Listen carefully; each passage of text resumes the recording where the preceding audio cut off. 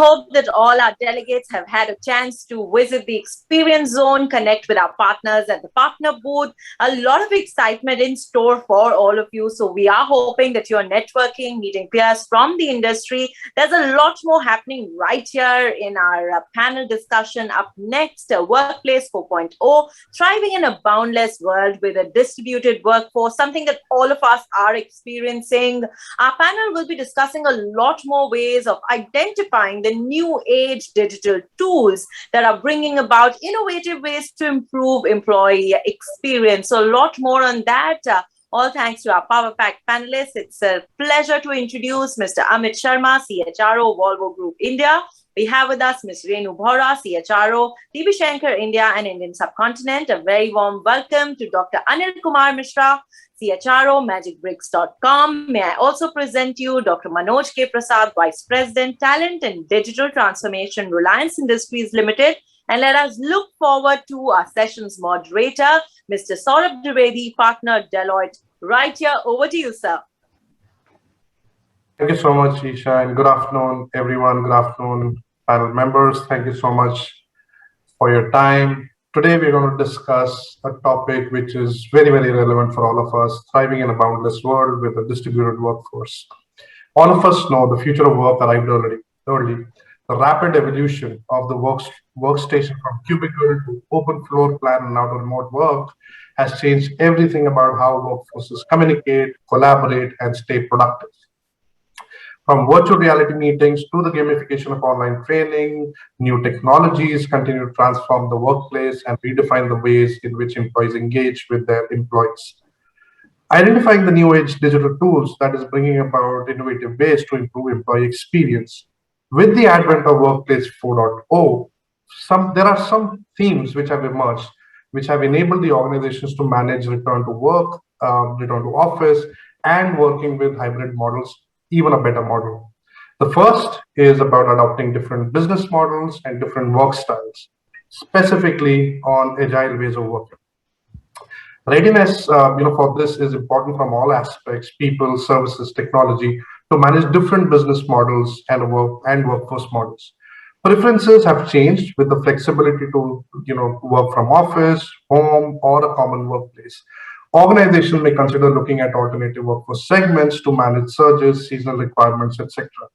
One of the data points that we've seen, one of the surveys that was carried out, 32% of the organizations are replacing full-time employees with contingent workers as a cost-saving measure. The other big change that has happened over the past 18 or 24 months has been the ways of working with the managers and the alignment with the managers. The organization's leadership needed to unlearn older ways of working to manage and drive employee engagement, which was distributed across various locations, time zones, etc. Managers are redefining ways to manage teams by reducing dependence on factors that rely on physical proximity, such as elevator pitches. Conversations tasks were more clearly aligned, progress tracked more objectively, and change in performance evaluation was also seen as a key differentiator, for the leadership which was working with different workforces. One of the HBR studies also states that 25 to 30% managers feel confident of managing teams working remotely while overcoming the insecurities of team trust. The next big change that we've seen has been this entire comfort around adopting to hybrid or virtual working model and leveraging technology. Organizations had to be ready with the technology landscape to cater to the needs of various workforce segments, right? And a lot of these organizations have moved from your on-prem manual solutions to SaaS-based solutions. And this, they've also filled the gap by looking at some last mile connect with the employees through some point solutions. And the last point that I would like to make before I open up questions to the panel is the entire change to physical infrastructure as organizations are now preparing to return to work, return to office. Physical readiness of offices, keeping distancing and safety norms in mind, is clearly important to many of the organizations now. There have been instances where organizations are revising the policies to ensure that norms are followed and comfort of employees is being adhered to. A lot of these things have become more and more important as organizations are thinking about returning to work. So now I'm going to open it up to to my panel, and talk about some of these topics and what they've been doing, when it comes to their organization. So I'll start with Dr. Manoj. Dr. Manoj, we have seen and heard about so many stories of organizations adapting to future of work, right? How do you think the employees are adapting to this new change? And can you share some stories from Reliance, for Yeah, yeah, everybody? sure. So I will, substantiate, I mean, so what you are talking of, particularly the way the things are changing very fast, and particularly, since last year when the Black Swan event happened, the entire world has gone for a complete, I can say not complete, I mean, so the physically, some of the offices were on the physical mode, and now we have gone into a complete digital. And that was the time when, a lot of the transitions happened. And this transitions was, I mean, say basically it was something like, it's a compulsion for everybody to get adopted to the new ways of working. And if I talk of, some of the figures, which is basically related with the LinkedIn, and LinkedIn is saying, all the hottest job, and so going forward by 2021, almost 70% job will get into the remote space. Similarly, if you talk about the World Economic Forum, which talks about 84% of the employers are now planning to get completely into the work from home or a hybrid kind of a model. So the future is, it's completely hybrid, and the focus, which is, I mean, say, as a being HR or HR fraternity, is more into the super skilling, and also on some part which are related with the people. And if you see, I mean, so a lot of the organizations, they have already gone for a major, I mean, so the upskilling and reskilling piece and all. And if you see, I mean, so what we have done it as a organizations, we started this particular journey well before this COVID. Almost, I can say in 2019, we have started this particular journey, where we said, we will be working, I mean, say, into a complete digital platform transformation. The name of that particular program is a digital platform transformations, which cut across all the business formats, which cut across all the functions. So when I'm saying business format, it is basically the various businesses in which we are, whether it's a telecom or oil and gas and all, and similarly in the media and all. When I talk about the function, it is the HR functions, the finance functions and all. The major, I mean, the focus for the entire transformational program was basically go back to the blackboard. I mean, and try to see, what is a whiteboard, what is, required now. Think on that, recreate, redesign, and then you go for the transformations. And that started, I mean, say, I said 2.5 years back itself. So the major challenges which we face, I mean, say, during these particular transitions, because we have defined a completely new ways of working, and we talk about the new ways of working, there is a great failure for the, chances of the failure, because you can change technology and the processes overnight, but you cannot change the mindset of the people. And where HR comes, as an expert, or I can say as an important player to, to how to bring the change on the mindset part. Because you can get the leadership buy-in, it's very easy. This was a situations which we call it the burning platform, where you have no other options. Like, the organizations move, say from the previous ways of working to completely getting into the team-based working. And team has also, if you see the MS team, they have also enhanced their tool, I mean, say, in a very inorganic way, and also try to customize what is needed. Like if you're doing anything on a physical classroom kind of things, now you can, leverage MS Team, where you can use Mural kind of a software, which is a small tool which help you in terms of, even doing the brainstorming. People are, sitting anywhere in the world, and they can form a physical, I mean, so the virtual group, and they can do that kind of activities and all. So we have taken this particular journey, as I said, 2.5 years back.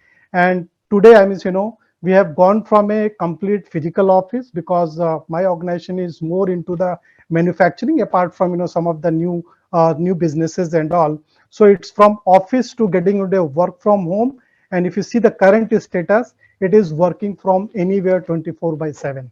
So I am sitting in, a place called Ranchi. My boss is sitting in I mean, say, he's in Portugal. Other boss is sitting, I mean, say, in Mumbai. So this is how, all the physical world has gone into a completely the virtual world.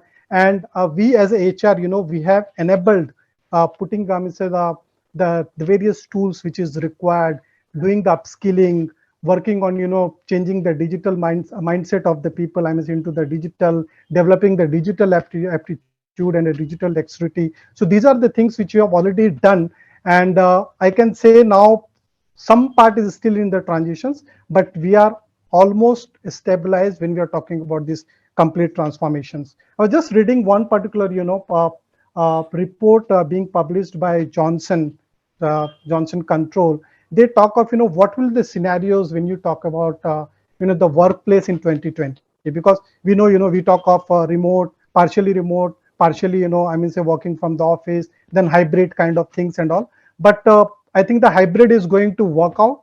Because I also worked in global Fortune 100 companies as a consultant based out of the US and all. So hybrid work is not a new concept, I can say. It was earlier, and I think the entire panel will also agree on that.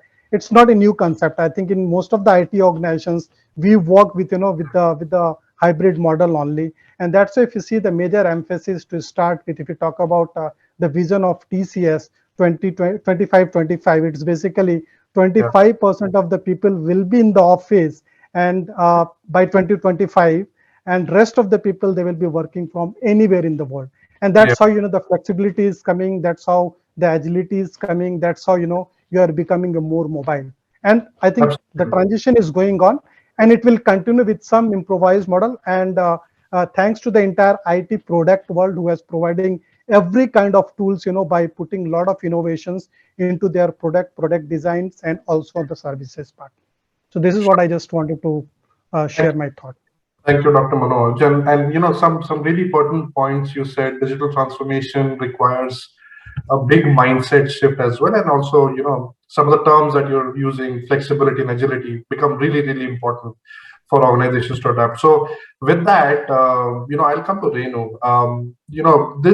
What Dr. Manoj also said, this taught many organizations to adapt to different operating models and working styles, right? And specifically the agile ways of working. What has been your experience at Schenker, being a logistics and supply chain organization? How did you manage all this, pandemic that we're talking about? Thanks, Saurabh. Thanks for such an interesting question. My thanks to ET for organizing this and calling all of us. It's an interesting panel, and I'm glad to be here. To your question, I would say the pandemic is still not over. We are still having the fear of waves coming up. Yeah, so what has been the Schenker story? Schenker, as you rightly said, it's into supply chain and contract logistics. So we have offices, we have warehouses, we also work from ports. Prior to COVID, the work from home was, whenever HR discussed it in the conference room or in the boardroom, it was as if this is meant for IT. We are not an IT organization. We are not tech organization. Hold your horses. And then with a lot of pull and pressure, when we could bring in work from home as a policy, and today I feel it's quite laughable, but it's a fact that we could only have one day work from home in a month. So this is a policy, and this was hardly used. Maybe 10% of the people were using this when we saw the usage. And then came the pandemic, and around that we had this BCP. So obviously, as a BCP model, we said work from home it has to be there for business continuity. And obviously, in the warehouses, we could get permission, and the work was moving. We had shifts. We had shifts with no overlapping to ensure safety and other things. And then we found a kind of revolution. So it happened around the same time. We were working on digital transformation from 2019 onwards. It helped us. So be it any process, be it technology, be it infra, be it process, be it having the access to digital signature and the entire workflow around it, and new IT application. I think this happened very fast. So one can say it was like a barrage of things happening, but it helped. Adoption also was quick, which is a bit surprising because I think it was driven by need. It was not driven by, say, IT agenda or an HR agenda or an organization agenda. So it was quite quick and quite successful. So what is the new working model in Shankar? So we have a very, so if hybrid is the only word I can use, I'll say it's hybrid model.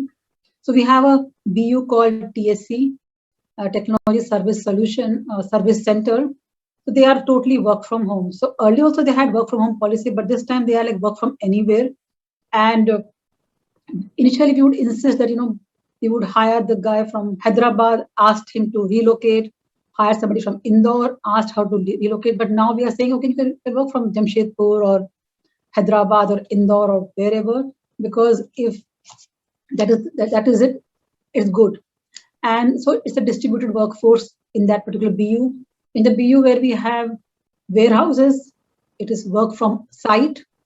In the buildings, office buildings, we work from, then it's a real hybrid in the sense that, we have rosters, we have few days of office and few days at home. And I think when you come to office, and if you spend 3 days in home, working from home, it brings a lot of vitality. And this is what we are finding that, when we start meeting each other in conferences, in small task forces, face to face, it brings a lot of creativity. I believe that work from home is far more productive, maybe from work from office, but by physical working in a balanced manner brings that people connect.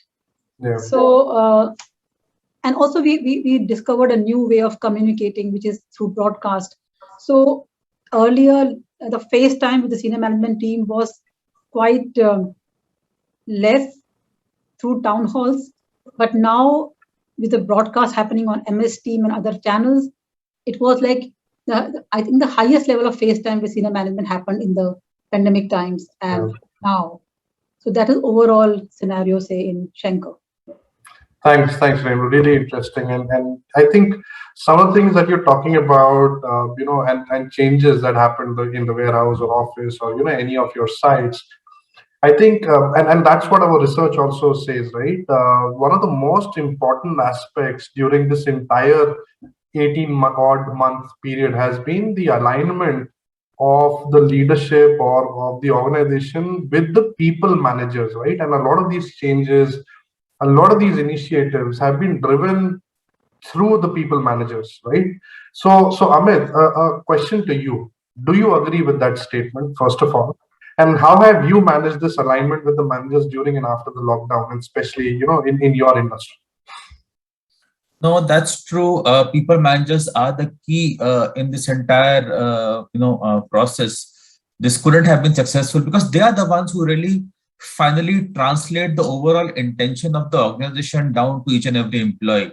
And so that's the critical part of this. Any transformation we want to do in an organization, finally it rests on how convinced that middle management, people management layer is, and how well they translate that vision, that perspective down. So 100% I would say agree with this statement. At the same time, when we look at it, we are looking at our workplace, broadly from 4 broad aspects. And first of all, we're looking at it from a point of view of that whatever we are doing, whether people are working remotely or working from the office, the larger piece has to be the health and safety has to be paramount. And this is not just about pandemic, even in future, because we're talking about ergonomics, we're talking about posture, we're talking about infrastructure, all of that. So that's something for us is paramount.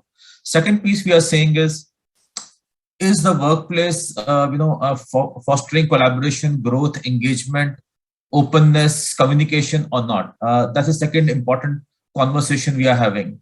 The third important principle for us is that what is the business need and flexibility, and how do we really balance these aspects? And the last piece we are saying is it has to be compliant. These are the 4 broad principles which we have used.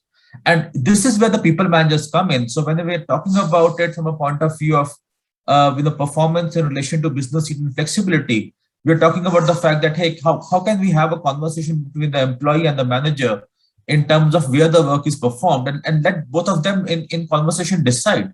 The key principle being that, yes, the output, has to be there, the performance has to be there, learning has to be there, achievement has to be there. It's not about where a person works in. So till the time those conversations are happening, that's where the things really need to happen. Similarly, when we're looking at it from a point of view of office environment, now is our offices now further fostering the collaboration growth or not? So we are also re-looking at that. Maybe I'll talk about it sometime later. But purely from a point of view of your question of people manager, this is where the key element is coming in over there.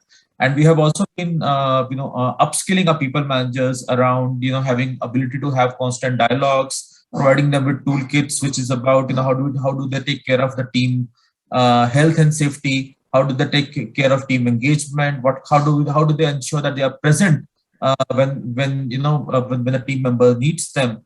How do we ensure the learning of the team members? How do we ensure that the mental health of the team members is paramount? So all those factors really play well into it, and this is the conversation which we have been having in it. So it has also meant that the people managers had to be reskilled in a way, because in the industry, working from home or working from anywhere was not the norm.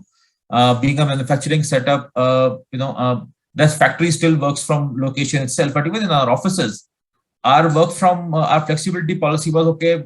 If you need flexibility on some 1 or 2 days or 3-4 days in a month, but primarily you have to be in office. That's the way our entire approach was. So managers were also tuned to leadership style, which is more being when people are there physically in front of them.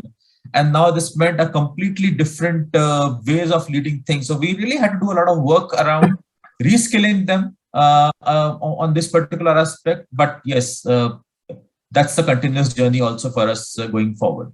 Yeah, no, and I'll pick up on one of your points, Amit, that you mentioned on employee engagement, right? I think when you're talking about reskilling managers, engagement and productivity are two factors where I've seen a lot of organizations, when they were forced into this remote working, virtual working environment, they had to rethink on how do they actually now start thinking about employee engagement and measuring employee productivity. There was a complete paradigm shift in the organizational mindset of how to do that, right?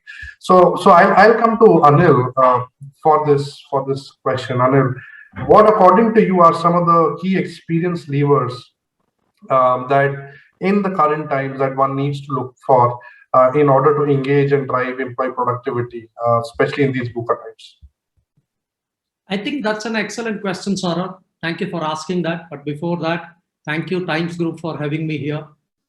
I'll try and, what I am seeing as an HR practitioner are the following. Number one, of course, when you talk about workplace flexibility, we are talking about work from home, and Dr. Manoj talks about work from anywhere. Somebody else talks about a hybrid module. So ultimately, what I want to say is, hiring process has not stopped. Our performance management systems are in place. Employee engagement is happening. Only what has happened is right now, and the challenge that we all are right now grappling is, how do we make sure that our service standards are, uniform all across the kind of flexibility that we provide to our employees, whether work from home or hybrid module or from anywhere, is number one. Number two is the new kids on the block are no longer Gen Yers or millennials. By and large, if you look at the average age, it hovers around 30, 32, right? So what it also poses the kind of challenge is, do I understand what excites Gen Z, typically people born after 1995, and what is career aspiration for them? How do I make an effort to design intervention which fulfills their aspiration is the second challenge I have right now as a practicing CHRO. Third thing, I think, Saurabh, we already touched this point. I'm talking about the gig economy, which is going to be very, very big, globally going to touch $4.5 trillion. Now, when there are cost pressures, the times that we all are going through, it forces HR practitioners to relook at workforce composition. Should I hire full-time employees? Should I have contract people? Should I go for gig employees? And Each one of them will have engagement parameters different, performance standards different, learning objectives different. How do I provide those kind of a services remains my third challenge. Fourth one, Klaus Schwab, when he talks about fourth industrial revolution, it's very, very evident that if you want to take your organization to next level of growth, definitely technology is the tool. But the pandemic also has taught us balancing both high tech and high touch is equally important. You cannot compromise on the compassion path, right? Hence, we all talk about communication. Reach out to people, even if you do not have a business agenda, find out how they are doing. That goes a long way. In this kind of a scenario, very, very important to pick up the phone and talk to people, understand how they are doing, whether they need any support. Tell them that we have a tie-up with this ambulance agency or maybe hospital. That gives them assurance that should there something of that sort, should there be a need, I have a company who would help me out. Also, Amit touched on that mental stress level. And I know in a hybrid or work from home, work from anywhere, one challenge that constantly people bring it to our challenge in our notice is the mental stress level. And that reminds me of Aristotle time. There used to be a technique called catharsis, allowing people to vent out their point of view. It's good for mental health. So to what extent we allow people, we don't brand them as being negative, but at the same time, they get an opportunity to vent out what they feel is very, very important. Finally, we all talk about work and family life balance. I tend to believe strongly there is nothing called work and family life. Work is life, provided we know how to find out assignments which goes in line with people's aspiration. If that is the case, I'm sure in all startups, people work voluntarily for 12 hours, 14 hours. Nobody is there to monitor how they are doing. There is no punch in, punch out time. Very important to know is work is life, provided we know how to find out, identify the job, which is in the interest area of those incumbent, then, life becomes easier. So be it induction or hiring or performance management, end of the day, nobody bothers if you have 10 hours of punch in and punch out time.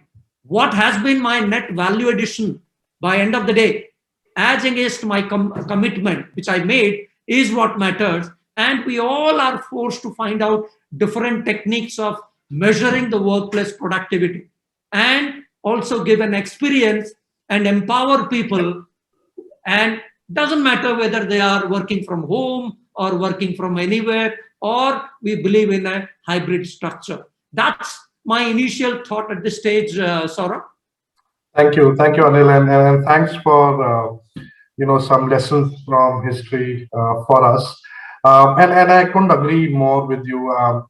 In the morning I was having a fireside chat, and some of the thoughts that you've put through, were also resonating with some of the conversation that I had at that time. So thank you so much, for sharing your perspectives. I'll come back to Dr. Manoj now. During one of our initial connects, you used a very interesting phrase which stuck with me, right? And I really want you to talk about it for the participants here. You spoke about hybrid working is basically shifting from experience to empowerment, right? Can you please elaborate a little on that and share some examples? Yeah, so I will give you, why I've just given this particular statement, because if you see, the HR has also gone for, a lot of transformations, starting from IR stage to now getting into, when in the entire HR process system and the policies enabling people and empowering them to, to take whatever the decision they want to take. Because organizations can help you, basically providing you, the process, the systems and the policies, but ultimately the culture plays a very important role. And why I'm saying culture, because if in the organizations, if there is no transparency, you just bought any kind of a tool, it's not going to work. If there is no speed on the decision making, you are going to lose a lot of the market and the market shares. if you don't have the empowerment to the employees, which is the last piece, I think whatever you do it, if you, for any kind of a small transactions, if you look forward to your leadership team, or you look forward to your managers to give the decisions, and then you can go out on that. So that way, I think if you'll see in last say 50 and 20 years, the organizations, those were the world leader and all, they are not no more the world leader. So they have all gone, and currently if you see all the top companies, the Fortune top companies, they are basically the new age companies, and they are not more than 20 years, be it Google, or be it Facebook, or be it Amazon and all. So the reason for why they have gone, I mean, into the history, is basically you're not identifying and understanding why people is important and how people can play important role. I use a particular word when you go for a relationship between the managers and his team members, you should always have a very strong psychological connect. And I think I agree with what Mr. Anil was also saying, that the psychological connect, it gives you a lot of power and energy in terms of for achieving whatever the OKR, that is the objective, and the key results has been fixed with the individuals within the organizations. And when we talk about the experience to empowerment, our objective is you to bring, I'm saying, give all the tools. I'm saying it's very easy to give the tools, like if you wanted to have a virtual collaborations, you go with the Morale. If you wanted to have a virtual, I mean, say the discussions or a meeting, you can go with MS Team, or you can go with the Geo and all. So my organizations, they not only focus on the tool, but they also focus on how we can bring value by having a psychological connect with each and every employees of the organization, and for which I use, I mean, say during this entire change management process, where we talked about how we can bring from experience to to the empowerment. The 4 E's. The 4 E's is basically, the first E stands for enablement. So enablement is nothing, you provide the system, you provide the process, you provide the tool to your employees. Second is related with the energy. So I think it's properly touched by Mrs. Renu, Amit ji, and Anil, Mr. Anil. Is basically, when you talk about the energy, you talk of the the wellness and the health of the employees also, because of this the flexibility, the hybrid model and all, the work-life balance balance has gone for a toss. So you have to also take care of. And I've seen being HR, we are doing a lot of activities where we are also trying to extend, I mean, say our the interventions to the family, to the kids, and maybe the extended families also. If you see in Reliance and all, when we started the COVID vaccinations, and we have extended to not only to the families but also to the business partners, vendors and all. This is how the my company works and all. So this is the second part, where you have to take care of the energy, spiritual, mental, and the emotional piece.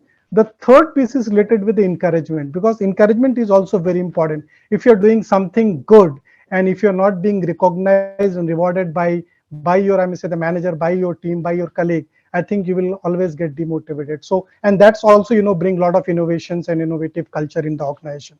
And the fourth part is, of course, that's the ultimate goal of any organizations, how you can empower your, I mean, say the people, so that they can take the decision, they can drive their business. I will go back to almost 15 years back when I was working with the Tech Mahindra. Erstwhile it was Satyam, where there was a tagline used to display on, everybody is leader.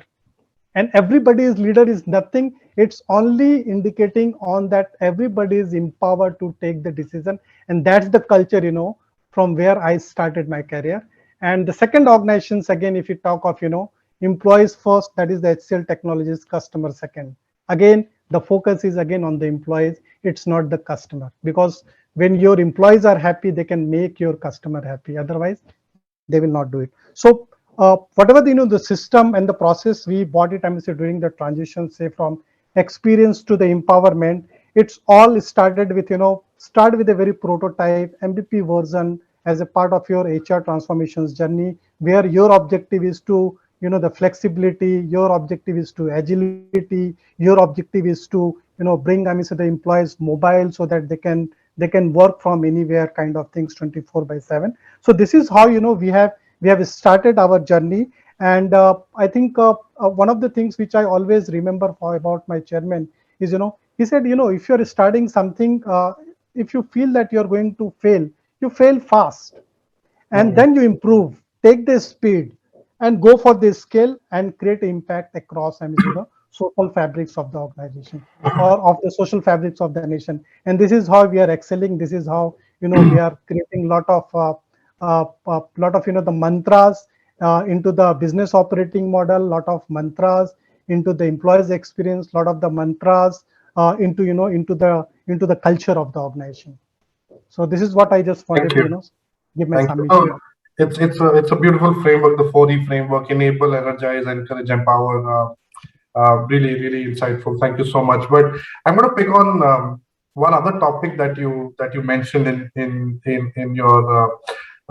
your speech is on culture, right? And a wise man once said, "Culture eats strategy for breakfast." Right? So Renu, coming to you with that question, right? How important do you think is organizational culture to enable experiences within the organization, and more so, how is it even important to enable the future work or workplace 4.0?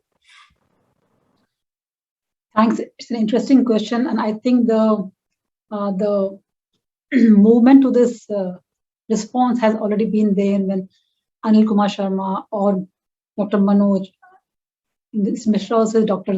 Mishra, Dr. Manoj, and Amit spoke about it. Then Amit spoke about a workplace, where managers, the line manager or the people manager talk about, so their style of management.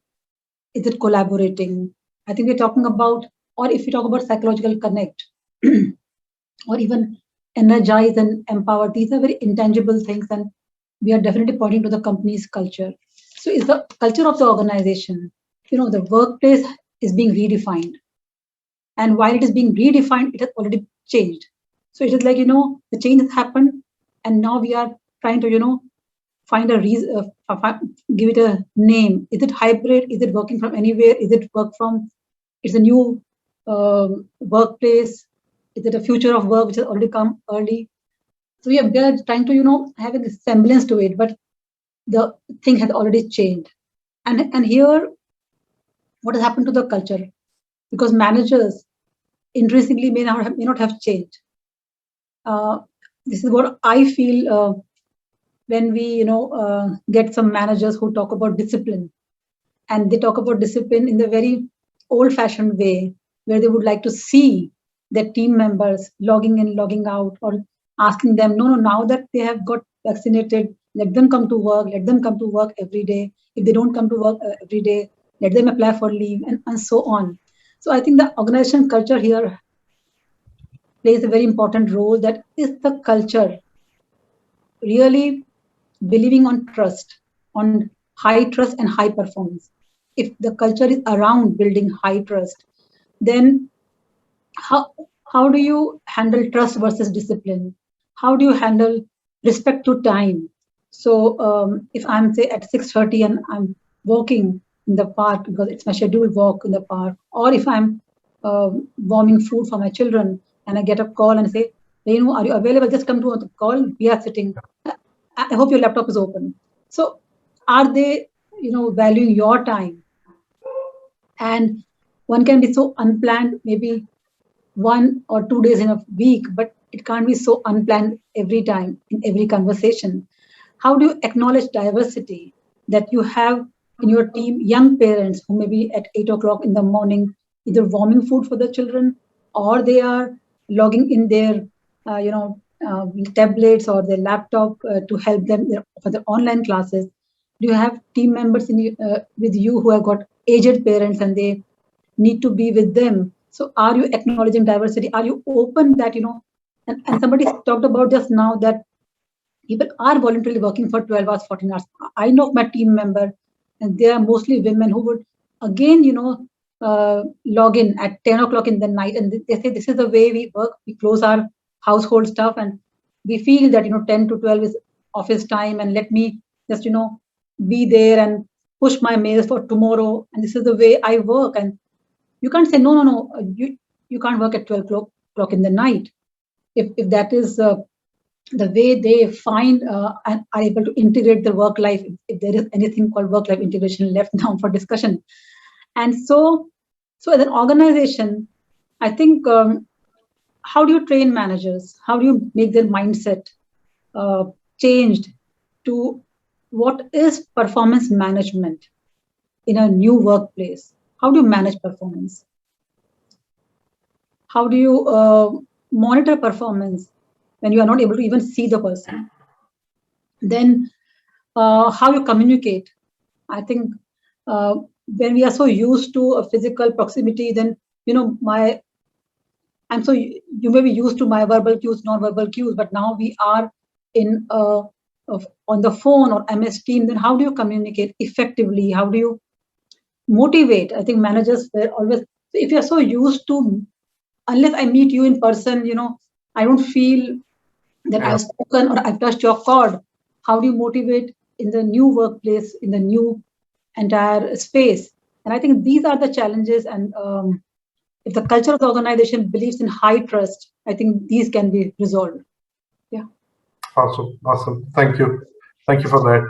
I know I'm being cognizant of the time, but Amit, coming back to you, let's do a little bit of crystal ball gazing, right? A lot of organizations have already initiated their return to work, return to office initiatives, and many organizations are going to, be on that journey very, very soon. How do you think would the physical infrastructure need to change with keeping in mind the hybrid workforce that we've been talking about, a mix of remote and on-site workers? So how are you thinking about it at Volvo, and how other organizations you think need to think about it? Sure. See, as we say, the hybrid is going to come. So is very much will be there, which also means that we'll never have 100% of the people coming to office, which also means that we need to really look at our real estate infrastructure in a different way. What will generally happen now going forward, at least, I'll break my answer into two parts. What will happen in the offices? Offices, it will be much more, I would say, a more fluid infrastructure than it was earlier. Something with whether you call it a flexible seating or you call it an activity-based seating, you can have various names around it, but this will become more fluid depending upon when people want to come in, they come in, log in, and the desk is very much there. But the interesting part, which is also there, and this is important for any responsible organization, that we are saying that the workplace, you have the liberty to work from anywhere, or you can work from home or office depending upon your personal situation as far as the business needs. What about responsibility of the infrastructure at the home? What about the place where the person is going to work in at the remote site? Because if we have as an organization said that, okay, you can work from anywhere, then it's also our responsibility then as an organization, I'm saying, that to provide the right infrastructure for the person to work there, which takes care of the ergonomics as well as the overall health and safety of the person. Now that's where it's going to get tricky, because on one hand, it's important for organizations to think like that, from a responsible organization standpoint. At the same time, how do you really look into it, somebody's private space, and does the person really have that much of infrastructure at his or her home to do that? So that's where it will be a bit of a challenge also. But I think from an infrastructure perspective, organizations will have to look at it, setting infrastructure at the people's homes and say, okay, fair enough, you are working from there. This is what you need to have. This is the quality of chair you need to have. This is the type of table you have. We fund for it. We fund for your network connection, and then it's fine, you work there. So it's going to be on both sides, the infrastructure, not just about the physical office workspace. We'll have to look at a workspace in a much broader way now than what we used to look at earlier. Extending it to the house of the worker, or the place of work. Exactly. For the worker. Very, very interesting. Amit, thank you. Dr. Anil, last question to you, right? We've spoken about in this panel a lot about experience, technology, digital, hybrid workers, and all that, right? But what does it mean for the business, right? how should business now look at, at HR and expect what, right, going forward? So can you throw some light on enterprise value, business value of all of this, right? Combination of all of this from a measurement perspective. Sure. Saurabh, that's a tough question, specifically to HR professionals, because they talk about values, we talk about non-tangibles and qualitative stuff. However, commonsensical approach, broadly, if you look at the purpose of existence of HR, you have hiring, you have retain, you have developed the competency of people. From hiring standpoint, time taken to onboard a candidate or a reduction in the overall, TAT, the turnaround time would be one good indicator. Number two, how many last minute offer dropout ratio could also be an indicator of people wanting to join your company, and you have a very good competitive market value. Moving on to, let's say, development. So how many people are ready to get on to the next level? Meaning, how many promotable talent do you have developed in-house is also one interesting indicator or a KPI which HR people should typically look into, because that gives hope to rest of the people that here is an organization which provides us an opportunity to move to the next level. Similarly, from compliance standpoint, Amit spoke about it, number of non-conformities, whether people are engaged or not, whether processes are followed or not. If that could be one KPI, then number of non-conformities in any audit process could be one good indicator. Plus, if you look around, employee morale surveys, everybody conducts these days, or these days we have chatbots which gives you the mood of the company on a real-time basis. So if these are indicators, then definitely I have a manager who supports. I would love to work with this kind of an organization. These are the kind of questions typically we ask, and we need to look at whether there has been a positive movement in the needle every time we run this kind of a survey. And that is an interesting indication of all our interventions, or those tech or digital, all of that, whether they are working or not. So broadly, these are the things that comes to my mind at this stage, Saurabh. Great. No, thank you so much, Anil.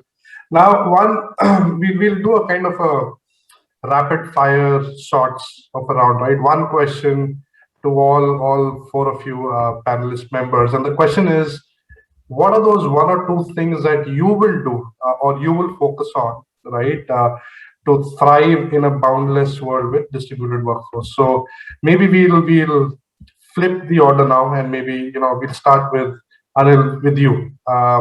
What is that one thing that you will focus on? My number one thing of attention at this stage would be back to basics. Bring in that human element. Though we are talking about tech 4.0 and stuff like that, fundamentals. How do we communicate? How do we connect? How do we show that we are genuinely concerned about your physical, mental well-being? All of that is very, very important, along with compassion. So number one, focus would be getting back to basics. Rest everything is easy. Thank you. Getting back to basics. Amit, same question to you. One is, I'll definitely agree with what Anil said. The high touch piece, I think that's very important. More important now in this remote piece. The second piece, which I would also say, is about the continuous focus on the mental health of employees, especially when they are when you're not seeing them. The chances are you really miss out what's really happening. When somebody is physically in front of you, you can look at the body language and understand what's going through, but it becomes really difficult when it's not there. That's the second piece. And the third piece I would say is, that will be a challenge, and that's an important point to work is how do you immerse people in the organizational culture when they are really not at your work site? That's going to be the big challenge. Renu did talk about it, but that's going to be the focus area for us in terms of all the people who are joining us remotely. Thank you. Renu, your chance. Yeah, I think everybody has said about it. I agree with high touch and high tech. I think it will not change. But I'll add here resilience, I think, and more than physical, mental. Somebody spoke about mental health. Physical, mental, emotional and social resilience, I would say financial resilience. I've seen it in very close quarter during the time of second wave in particular, when we were getting frantic call because people did not have money at that time or cash available and so on. And we also saw deaths in the organization. And I think if we can build, I don't know how, it's not easy, because now when the times are easy, we think that it is of no value. But financial resilience, if we are able to focus on again and again, without giving any negative examples of COVID, but giving a positive example, I think should help. Great, thank you. Dr. Manoj, same question to you.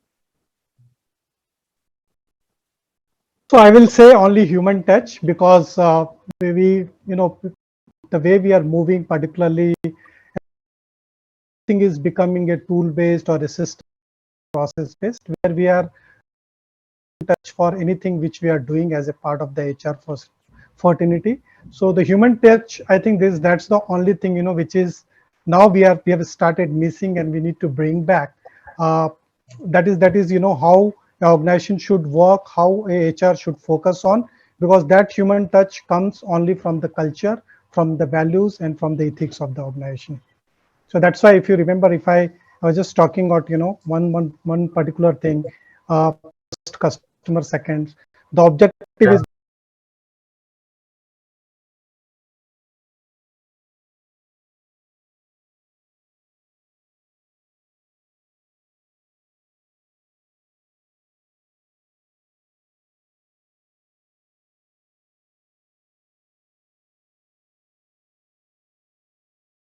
being human in the center of your entire process. Thank you so much, Dr. Manoj, and I'm glad in a digital summit, all our HR leaders are assuming digital is a given now, right? 18 months earlier, the story would have been very different. All of you maybe would have spoken about what you're saying. Your focus areas now are all softer aspects: resilience, mental well-being, culture, focus on high touch, values, ethics, keep the employee at the center. I'm glad, as HR professionals, we are focusing on all of that. Thank you so much for your time. It was great learning. Thank you for all the insights, and I'm sure the participants would have really benefited from your insights. Thank you so much again for your time. Isha, back to you. Thank you so very much, Mr. Dwivedi. And like you very rightly mentioned, that our audience got a chance to learn a lot from our leaders joining in the panel discussion. So a big thank you to each one of you for sparing time and being such a glorious part of our HR track. Thank you. Have a great evening ahead. And here I'd once again like to remind all our audience members that we've put together some fantastic tracks all for you. We're only hoping that you continue being there for all our sessions through these 2 days, because there's a lot of excitement, some fantastic sessions that we've planned out for you. Our next session is going to be on the best practices to make innovation successful in your organization, HR as strategic partners. But before we introduce our next speaker, a chance for you to once again join us at the Experience Zone and connect